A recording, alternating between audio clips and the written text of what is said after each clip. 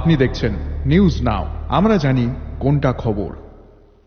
नमस्ते, आप सभी देख रहे हैं न्यूज नाउ में आज का समाचार। संसद का बजट सत्र 31 जनवरी से शुरू होगा और 4 अप्रैल तक चलेगा। इसी बीच इस साल का बजट सत्र वन नेशन वन इलेक्शन विधेयक पर केंद्रित होगा। संसद का बजट सत्र 31 जनवरी से शुरू होगा।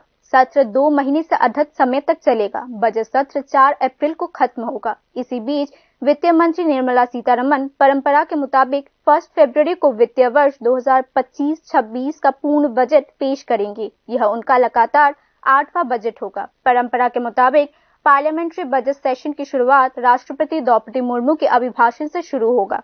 वित्त मंत्री पहले दिन 31 जनवरी को लोकसभा और राज्यसभा को संबोधित करेंगी। पार्लियामेंट्री बजट सेशन 2 चरणों में होगा। पहला चरण 31 जनवरी से 13 फरवरी तक चलेगा। इस एपिसोड में प्रधानमंत्री नरेंद्र मोदी राष्ट्रपति के भाषण के जवाब में धन्यवाद ज्ञापन देंगे। इसके अलावा union finance minister Nirmala Sitharaman budget पेश करेंगे।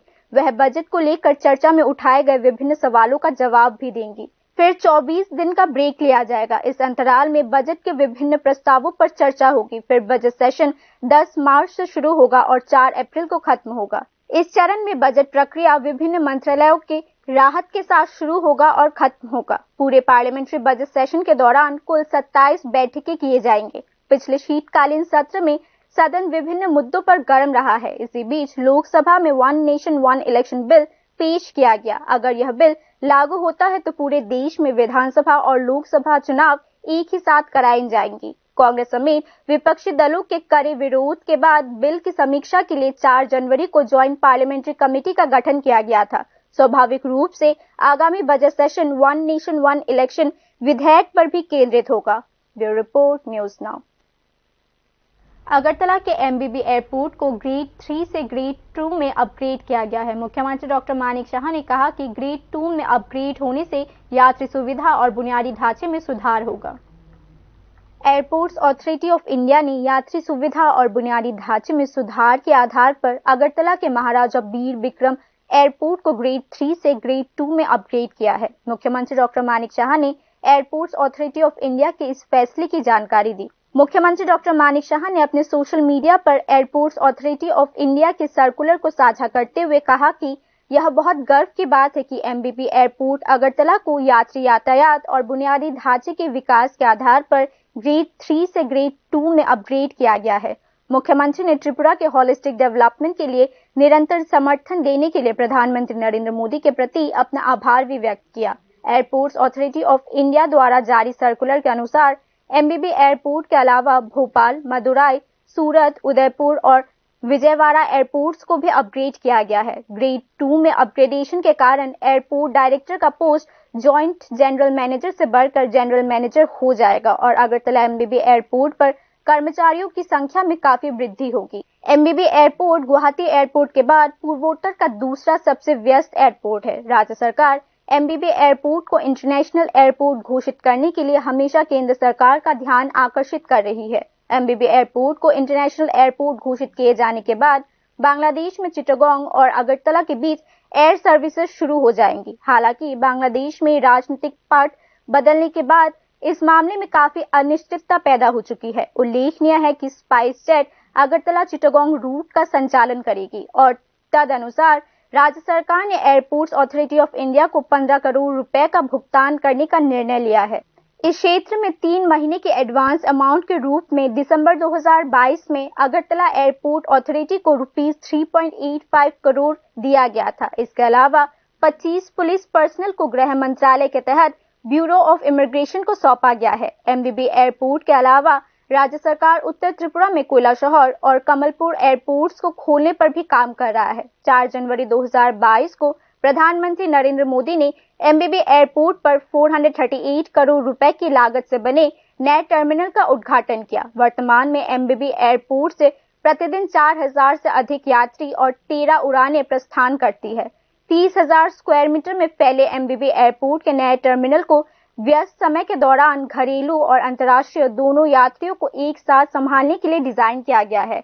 अगरतला एयरपोर्ट राजधानी से 20 किलोमीटर उत्तर में स्थित है, जिससे पहले शिंगरबिल एयरपोर्ट के नाम से जाना जाता था। अगरतला एयरपोर्ट का नाम जुलाई 2018 में महाराजा वीर विक्रम किशोर माणिक्य बहादुर के नाम पर रखा गया था।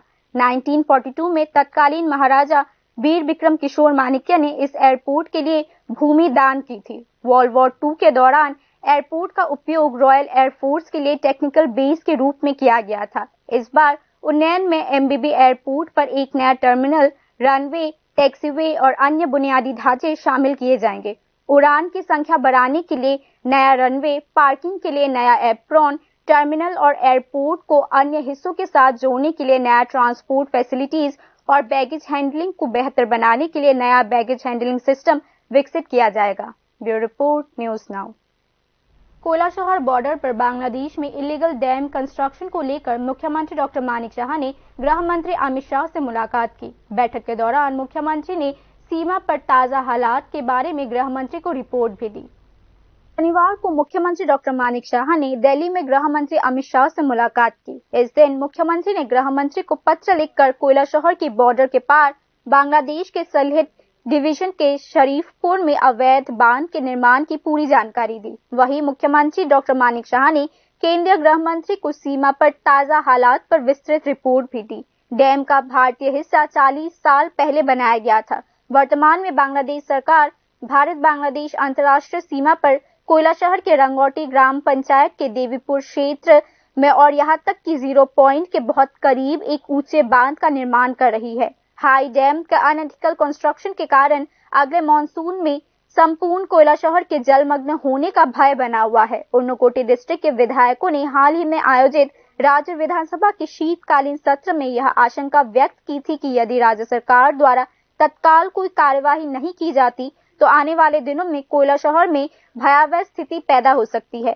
बाद में शुक्रवार को ऊर्नकोटी के डिस्ट्रिक्ट मजिस्ट्रेट दिलीप कुमार चाकमा समेत एक प्रशासनिक टीम ने रंगौटी ग्राम पंचायत के देवीपुर इलाके में भारत बांग्लादेश अंतर्राष्ट्रीय सीमा का दौरा किया। बांग्लादेश सरकार पूरी तरह से अनुचित तरीके से बांधों का निर्माण कर रही है। इतना ही नहीं, बांग्लादेश सरकार 0 पॉइंट के ठीक बगल में एक बांध का निर्माण कर रही है। बांग्लादेश सरकार किसी भी हालत में ऐसा नहीं कर सकती। प्रशासन के अधिकारियों ने कहा इसके कुछ दिशा निर्देश है और उनका पालन किया जाना चाहिए। पूरे मामले को लगातार मुख्यमंत्री डॉक्टर मानिक शाह ने दिल्ली में गृह मंत्री अमित शाह से मुलाकात के दौरान उठाई और पत्र लिखकर अवैध बांध निर्माण की पूरी जानकारी भी दी। Bureau report, news now. Tripura high court ने राज्य सरकार को रामसा परियोजना के तहत वर्किंग टीचर्स के नियमितीकरण के लिए एक योजना बनाने का निर्देश दिया है। हालांकि हाई कोर्ट के इस आदेश के लागू होने को लेकर शिक्षकों में आशंका बनी हुई है। त्रिपुरा उच्च न्यायालय ने राज्य सरकार को नेशनल एजुकेशन मिशन या रमसा के तहत काम करने वाले शिक्षकों की नौकरियों को नियमित करने के लिए एक योजना बनाने का निर्देश दिया है। रमसा अब सर्व शिक्षा अभियान का हिस्सा बन चुका है। त्रिपुरा उच्च न्यायालय ने 27 शिक्षकों द्वारा दायर रिट केसेस में अंतिम फैसला सुनाते हुए यह बात कही। त्रिपुरा उच्च न्यायालय ने राज्य सरकार को अगले 8 महीनों के भीतर केंद्र सरकार के परामर्श से रिट पिटीशनर्स के नियमितीकरण के लिए एक योजना बनाने का निर्देश दिया है। हाई कोर्ट के इस फैसले से पूर्ववर्ती रमसा में 1.5 दशक से कार्य कर रहे 300 से अधिक शिक्षकों को लाभ होगा। उल्लेखनीय है कि रमसा में नियुक्त पोस्ट ग्रेजुएट टीचर्स 1.5 दशक से स्थानीय पदों पर निर्धारित वेतन पर नियुक्त पोस्ट ग्रेजुएट टीचर्स के समान ही जिम्मेदारी निभा रहे हैं। बाद में सर्व शिक्षा अभियान में रमसा सर्व शिक्षा अभियान को भी शामिल कर दिया गया। सर्व शिक्षा अभियान में नियोजित शिक्षकों के नियमितीकरण के सवाल पर उच्च न्यायालय के फैसले के अनुसार राज्य सरकार इस योजना को लागू करने के लिए बाध्य हुई है। योजना के मुताबिक शिक्षकों के एक वर्ग को तो नियमित कर दिया गया, लेकिन अब तक अंडर ग्रेजुएट और पोस्ट ग्रेजुएट टीचर्स के एक वर्ग को नियमित नहीं किया गया है। दूसरे चरण में नियमितीकरण से वंचित अंडर ग्रेजुएट और पोस्ट ग्रेजुएट टीचर्स ने हाई कोर्ट में मामला दायर किया। हाई कोर्ट के डिवीजन बेंच ने वंचित अंडर ग्रेजुएट और पोस्ट ग्रेजुएट टीचर्स को नियमित करने का आदेश दिया है, लेकिन राज्य सरकार ने इस फैसले को अभी तक लागू नहीं किया है। इस मामले में राइट टू एजुकेशन एक्ट के तहत एजुकेशनल और प्रोफेशनल क्वालिफिकेशन रखने के बावजूद 1.5 दशक से अनियमित रूप से काम कर रहे पोस्ट ग्रेजुएट टीचर्स के खिलाफ राज्य सरकार द्वारा सुप्रीम कोर्ट में एसएलपी दायर किया गया था। राज्य सरकार सर्व शिक्षा अभियान में लगे शिक्षकों के प्रति लगातार शत्रुतापूर्ण व्यवहार अपनाए हुए है, जो को-पे से भी वंचित है। राइट टू एजुकेशन एक्ट 2009 और संविधान के आर्टिकल 21A के अनुसार शिक्षा के अधिकार की रक्षा के लिए अंडर ग्रेजुएट, ग्रेजुएट और पोस्ट ग्रेजुएट टीचर्स के लिए रेगुलर एम्प्लॉयमेंट और रिस्पेक्टफुल वर्किंग एनवायरनमेंट आवश्यक होता है। सर्व शिक्षा अभियान में काम करने वाले विभिन्न स्तरों पर शिक्षकों ने लंबे समय से विभिन्न नौकरियों की असुरक्षाओं और अभावों का एहसास किया है। राजनीतिक एवं प्रशासनिक स्तर पर अभाव को समाप्त करने तथा शिक्षकों के नियमित अधिकार को मान्यता देने की दिशा में सरकार के पास कोई पहल नहीं है। इसीलिए शिक्षक बार बार हाई कोर्ट आने को मजबूर होते हैं। हालांकि हाई कोर्ट के फैसले से शिक्षक खुश है, लेकिन पूर्व में रमसा में अपॉइंटेड पोस्ट ग्रेजुएट टीचर्स ने राज्य सरकार की भूमिका को लेकर असंतोष व्यक्त किया है। Bureau report, news now. Kumbh Mela के अवसर पर 27 और 29 तारीख को अगरतला दिल्ली और Delhi Agartala passenger train services रद्द कर दी गई है। इसी बीच राज्य के पैसेंजर्स को घने कोहरे और अन्य कारणों से लंबी दूरी की ट्रेन के देरी की समस्या का सामना करना पड़ रहा है। महाकुंभ के मौके पर प्रयागराज में लंबी दूरी की कई पैसेंजर ट्रेन रद्द कर दी जा चुकी है। इनमें अगरतला तेजस राजधानी एक्सप्रेस की एक जोड़ी और नॉर्थ ईस्ट फ्रंटियर रेलवे की कई ट्रेन शामिल है, जिसके कारण कई ट्रेन घूमकर चल रही है और साथ ही यह देश के उत्तरी हिस्से में घने कोहरे का असर भी है। परिणाम स्वरूप राज्य और बॉर्डर रेल क्षेत्र सहित देश के विभिन्न हिस्सों में कई लंबी दूरी की यात्री ट्रेन असामान्य रूप से देरी से चल रही है। इन ट्रेन में राजधानी अगरतला को पंजाब के फिरोजपुर कैंटोनमेंट रेलवे स्टेशन से जोड़ने वाली त्रिपुरा सुंदरी एक्सप्रेस ट्रेन भी शामिल है। यह ट्रेन अगरतला तेजस राजधानी एक्सप्रेस सर्दियों के दौरान 7 से 12 घंटे देरी से चल रही है। इसी तरह असम की डिब्रूगढ़ राजधानी एक्सप्रेस समेत देश के उत्तरी हिस्से को जोड़ने वाली कई ट्रेन देरी से चल रही है। न केवल देश का उत्तरी भाग बल्कि देश के पूर्वी और मध्यम भाग और दक्षिणी भाग के बीच चलने वाली विभिन्न ट्रेन पिछले 2 महीनों से काफी देरी से आ जा रही है। इससे आम यात्रियों पर बुरा असर पड़ रहा है और उनमें क्रोध भी उत्पन्न हो रहा है। पैसेंजर ट्रेन के निर्धारित शेड्यूल का पालन नहीं करने का खामियाजा दैनिक यात्रियों को भुगतना पड़ रहा है। वे समय से अपने गंतव्य तक नहीं पहुंच पाते।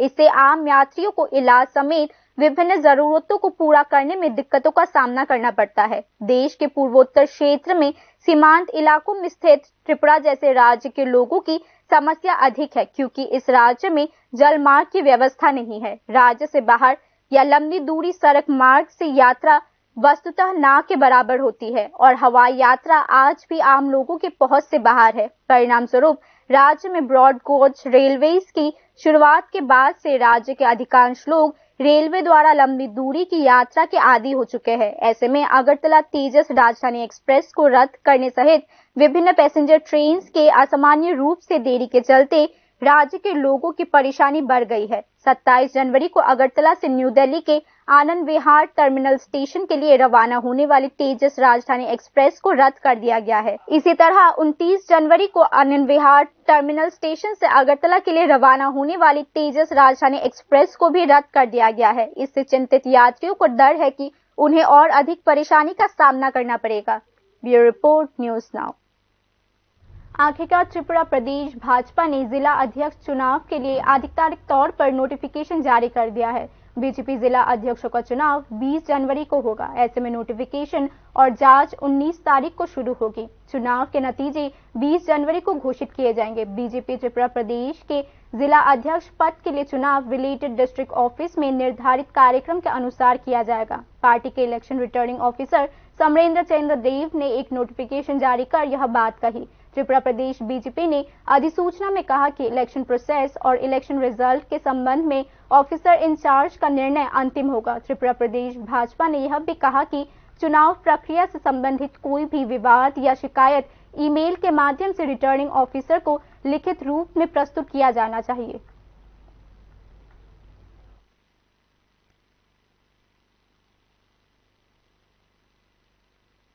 आगे की खबरें अंतराल के बाद। আপনি দেখছেন নিউজ নাও, আমরা জানি কোনটা খবর। প্রথম আলো এলো শুদ্ধ সকাল, শুদ্ধ সলিলে আজ বাজালো ত্রিতাল, মন্দিরে শুদ্ধ পূজার ধ্বনি, অগ্নি শুদ্ধ হর এ সিঞ্জিনী, পরিণীতা নারী তুমি অনুপমা, শুদ্ধ সোনায় সাজো হে নিরুপমা। শুদ্ধতার স্বর্ণ মন্দির, কালিকা জুয়েলার্স, আগরতলা। একটু চেষ্টাতেই দুল লেগে যায় নববধূর কানে, একটু চেষ্টাতেই মানিয়ে নেওয়া যায় বিবাহিত জীবনে। নানা অনুভূতি জড়ানো বিয়ের গয়না, শ্যাম সুন্দর কোম্পানি জুয়েলার্স। আপনি দেখছেন নিউজ নাও, আমরা জানি কোনটা খবর। आगे की खबरें कुछ इस प्रकार है।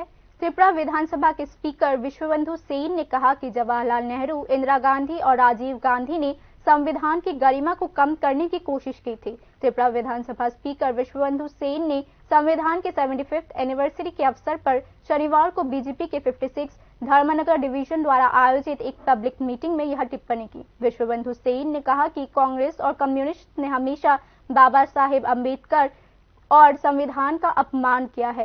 विधानसभा अध्यक्ष विश्वबंधु सेन ने कहा कि इस मामले में संविधान प्रधानमंत्री नरेंद्र मोदी के हाथों सुरक्षित है और इसकी गरिमा की रक्षा की गई है।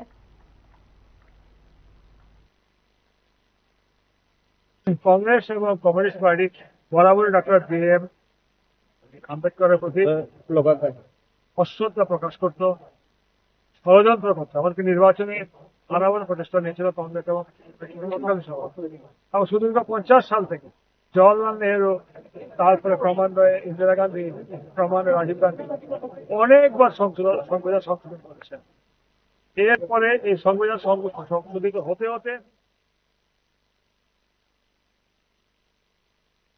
त्रिपुरा ग्रामीण बैंक की 4 शाखाओं ने बैंक के जॉइंट डेवलपमेंट फोरम के पहल के तहत शनिवार को एक विरोध प्रदर्शन आयोजित किया। जॉइंट डेवलपमेंट फोरम ने बताया कि कुल 10 मांगों को लेकर यह आंदोलन आयोजित किया गया है। त्रिपुरा ग्रामीण बैंक के अधिकारियों के साथ विभिन्न दावों पर काफी देर तक चर्चा करने के बाद भी कोई समाधान नहीं निकला। इसीलिए त्रिपुरा ग्रामीण बैंक ऑफिसर्स एसोसिएशन, त्रिपुरा ग्रामीण बैंक ऑफिसर्स यूनियन, त्रिपुरा ग्रामीण बैंक एम्प्लॉयज फेडरेशन और त्रिपुरा ग्रामीण बैंक एम्प्लॉयज एसोसिएशन के संयुक्त पहल से 10 सूत्री मांगों को लेकर यह आंदोलन आयोजित किया गया है। इसकी जानकारी जॉइंट डेवलपमेंट फोरम ने दी है। 17 दिसंबर को ग्रामीण बैंक के चेयरमैन को मांगों और आंदोलन कार्यक्रम की जानकारी दी गई। बैंक अधिकारियों ने बताया कि इस आंदोलन कार्यक्रम के तहत आज का धरना हुआ है। शनिवार को धरना कार्यक्रम के बावजूद बैंक में कोई भी ग्राहक सेवाएं बंद नहीं की गई, लेकिन आज के धरना कार्यक्रम के बाद अगर वे उनकी मांगों को पूरा करने में सकारात्मक भूमिका नहीं निभाते तो वे अगले दिन बैंक हड़ताल में शामिल होंगे, ऐसा प्रदर्शन कर रहे त्रिपुरा ग्रामीण बैंक के अधिकारियों ने कहा। ग्रामीण बैंक जॉइंट डेवलपमेंट फोरम की पहल पर 27 जनवरी को राज्यव्यापी ग्रामीण बैंक हड़ताल का आह्वान किया गया है। अगर आज की हड़ताल से कोई जवाब नहीं मिलता तो 24 और 25 फरवरी को 2 दिनों तक बैंक हड़ताल की जाएगी, लेकिन फिर भी अगर मांगों को पूरा करने के लिए कोई उचित कदम नहीं उठाया जाता तो 15 मार्च से लगातार बैंक हड़ताल जारी रहेगा। प्रदर्शन कर रहे গ্রামীণ ব্যাংকের अधिकारियों ने यह बात कही। যে নোটিশটা দেওয়া আছে 17 ডিসেম্বর, এখানে কিন্তু আমরা জানুয়ারিতে একটা স্ট্রাইকের কর্মসূচি রেখেছি 27শে জানুয়ারি। ওটাতেও যদি ওনাদের কোনো টনক না নড়ে দেন আমরা ফেব্রুয়ারিতে 2 দিনের ধর্মঘট ডেকেছি। তারপরেও যদি না পড়ে 15ই মার্চ থেকে আমাদের লাগাতার ধর্মঘট চলবে। ধর্মঘট কিন্তু আমাদের জন্য আপনারা জানেনও হয়তো, ধর্মঘট কিন্তু আমাদের বেতন দিয়ে হয়, সবেতনে আমরা ধর্মঘট করি, ওই দিন কিন্তু আমরা বেতন পাই না। তাহলে দেখেন আমরা আমাদের বেতন স্যাক্রিফাইস করে আমাদের দাবির জন্য আন্দোলন করছি। ওনারা কিন্তু স্পন্সার ব্যাংক থেকে এসেছেন, পাঞ্জাব ন্যাশনাল ব্যাংক থেকে এসেছেন, ওরা কিন্তু সব সুযোগ সুবিধা পাচ্ছে। আশা করছি আপনাদের সাহায্যে যাতে আমাদের ভয়েসটা ম্যানেজমেন্টের কানে সঠিকভাবে পৌঁছায়। ওনারাও ঊর্ধ্বতন কর্তৃপক্ষ আছেন, নাবার্ড আছেন, রিজার্ভ ব্যাংক আছেন, আমাদের এখানে পিএনবি সার্কেল অফিস আছেন, তো আমাদের স্টেট গভর্নমেন্টেরও শেয়ার আছে। তো সব স্টেক হোল্ডারদের কাছে যেন আমাদের আওয়াজটা ঠিকভাবে পৌঁছায়, ওটা নিয়ে যাতে কোনো মিসকনসেপশন বা ভুল বুঝাবুঝি না হয়, গভর্নমেন্টের কাছে যাতে কোনো ভুল বার্তা না যায় যে ওরা অন্য কোনো মোটিভ নিয়ে করছে, এই ধরনের কোনো যাতে রং প্রোপাগান্ডা না যায়, এটা আপনারা খেয়াল রাখবেন। এটাই আমার तरफ থেকে জয়েন্ট ডেভেলপমেंट पक्ष থেকে এটা আমার আপনাদের প্রতি আবেদন রইল। त्रिपुरा ग्रामीण बैंक के अधिकारियों की विभिन्न मांगों में प्रमुख मांग बैंक की ट्रांसफर पॉलिसी है। कर्मचारियों की शिकायत है कि त्रिपुरा ग्रामीण बैंक मैनेजमेंट उनकी मनमर्जी से ट्रांसफर कर रहा है। इस मामले में नाबार्ड के दिशा निर्देश के अनुसार इस ट्रांसफर पॉलिसी को बैंक के सभी यूनियंस के साथ चर्चा के आधार पर पेश किया जाना चाहिए। यह जॉइंट डेवलपमेंट फोरम द्वारा सूचित किया गया था। इसके अलावा बैंकों की सभी शाखा संगठनों को अपने बुनियादी ढांचे में सुधार करने की आवश्यकता है। ग्रामीण क्षेत्रों में बैंक लोन संबंधित समस्याओं के लिए उचित ग्राहक सेवा प्रदान करना संभव नहीं है, क्योंकि ग्रामीण क्षेत्रों में अधिकांश लोगों को दस्तावेजें और हस्ताक्षर की उचित अनुभव की कमी के कारण कई समस्याओं का सामना करना पड़ता है। इसीलिए ग्रामीण क्षेत्रों में उचित ग्राहक सेवा प्रदान करने के लिए कुछ सरल तरीकों को अपनाना जाना चाहिए, ऐसा बैंक कर्मचारियों ने कहा।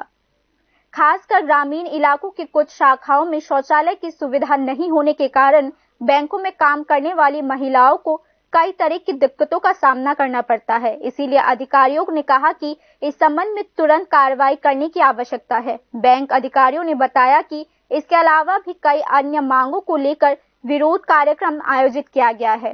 গ্রো করাচ্ছি তো আমাদেরও যা সিচুয়েশনে এখন প্রবলেমস আছে, যেগুলো কাস্টমারের লোন রিলেটেড অনেক জিনিস আছে যেগুলো কাস্টমারের এখন লোন নিতে অনেক ঝামেলা দিয়ে যেতে হয়, মানে প্রসেসগুলো অনেক লেন্দি হয়ে গেছে। এখন গ্রামের লোকের কাছে অত প্রপার ডকুমেন্টেশন থাকে না লোন রিলেটেড। তো আমাদের গ্রামীণ ব্যাংকের উদ্দেশ্য মানুষকে যেন আমরা সহজে ঋণ প্রদান করতে পারি বা ব্যাংকিং সার্ভিস দিতে পারি। এটা যত আমরা এখন যদি প্রাইভেট সেক্টর ব্যাংকের সাথে কম্পেয়ার করি আর সবকিছু ওই লেভেলের নিয়ে যাই, তো জেনারেল মানুষ যারা এখনো টিপসই দিয়ে টাকা তোলে ব্যাংক থেকে, ওদের জন্য মানে সম্ভব হয়ে ওঠে না যে এইগুলোকে কমপ্লাই করা।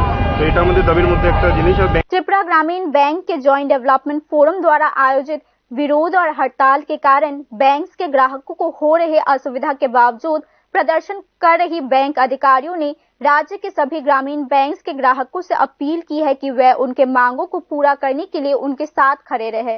Bureau report, news now. CPIM का त्रिपुरा राज्य सम्मेलन 29, 30 और 31 जनवरी को होगा। पार्टी के राज्य कमेटी को सफल बनाने के लिए विशालगढ़ सब कमेटी की पहल पर मार्च और मीटिंग आयोजित की गई है। ऑफिस टिला पार्टी ऑफिस के सामने से शुरू होकर विशालगढ़ मार्केट का चक्कर लगाते हुए वापस ऑफिस टिला आकर एक रोड मीटिंग आयोजित होने वाला था, लेकिन पुलिस ने रैली को फायर सर्विस के सामने से डाइवर्ट कर दिया। पुलिस ने कहा कि कानून व्यवस्था की स्थिति को देखते हुए यह फैसला लिया गया है। इस दिन पूर्व मंत्री मानिक दे ने बीजेपी सरकार की जन विरोधी नीतियों के खिलाफ आंदोलन का आह्वान भी किया। আগামী 29, 30, 31 আমাদের পার্টির রাজ্য সম্মেলন, এই সম্মেলনে একটা প্রকাশ্য সমাবেশ হবে। এই সমাবেশে যাতে জনগণ সামিল হয় এবং সরকারের এই জনস্বার্থ বিরোধী নীতির বিরুদ্ধে রুখে দাঁড়ান, রাজ্য অরাজকতার অবসান ঘটান, শান্তি ফিরিয়ে আনেন এবং মানুষের মধ্যে যাতে স্বাধীনভাবে কথা বলতে পারে, স্বাধীনভাবে চলতে পারে, স্বাধীনভাবে জীবিকা নির্বাহ করতে পারে।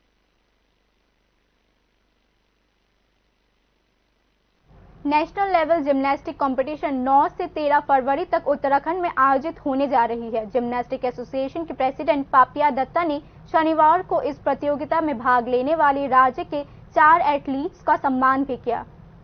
पापिया दत्ता ने कहा कि सागर सरकार और श्रीपर्णा देवनाथ ने गुजरात के सूरत में आयोजित नेशनल चैंपियनशिप में राज्य के प्रतिभाशाली खिलाड़ियों के रूप में गोल्ड और ब्रॉन्ज मेडल हासिल किया है। जिम्नास्टिक एसोसिएशन के प्रेसिडेंट पापिया दत्ता ने नेशनल जिम्नास्टिक चैंपियनशिप उत्तराखंड में भाग लेने वाले राज्य के 4 जिम्नास्ट को प्रतियोगिता में अच्छा परिणाम प्राप्त करने की आशा करते हुए शुभकामनाएं दी है। আবারও বলছি, যারা উত্তরাখণ্ড যারা যাচ্ছেন রাজ্যের 4 জন, তাদের জন্য অনেক অনেক আমার শুভকামনা রইল এবং আমি নিশ্চিতভাবে আমি বলবো, আমি আশা প্রকাশ করছি যে তারাও সফলতার সঙ্গে সেখানে আমাদের রাজ্যের যে মানে রাজ্যের সুনাম সেখানে থাকবে এবং তারাও কিছু না কিছু নিয়ে সেই জায়গা থেকে ত্রিপুরায় ফিরবে। उन्होंने विश्वेश्वर नंदी और मोन्टू देवनाथ सहित अन्य प्रमुख जिम्नास्ट को भी सम्मानित किया, जिन्हें त्रिपुरा की जिम्नास्ट और द्रोणाचार्य अवार्ड के चमकते सितारे के रूप में जाना जाता है। Bureau report, news now. Maharashtra के कोल्हापुर में आयोजित 68th national school of yoga competition के तीसरे दिन त्रिपुरा के कामिनी कुमार सिंह मेमोरियल स्कूल की छात्रा परिणीता रॉय ने गर्ल्स अंडर 17 आर्टिस्टिक ग्रुप में गोल्ड मेडल जीता। त्रिपुरा के एक अन्य खिलाड़ी शुभ्रदीप भौमिक ने बॉयज अंडर 17 हृदय योग में ब्रॉन्ज मेडल जीता। शुभ्रदीप बिलोनिया होली स्प्रिंग स्कूल के छात्र है। Tripura school sports board Parineeta और शुभ्रदीप को मेडल जीतने के सफल रहने में शुभकामनाएं और बधाई देता है। यह प्रतियोगिता शनिवार को समाप्त हुई।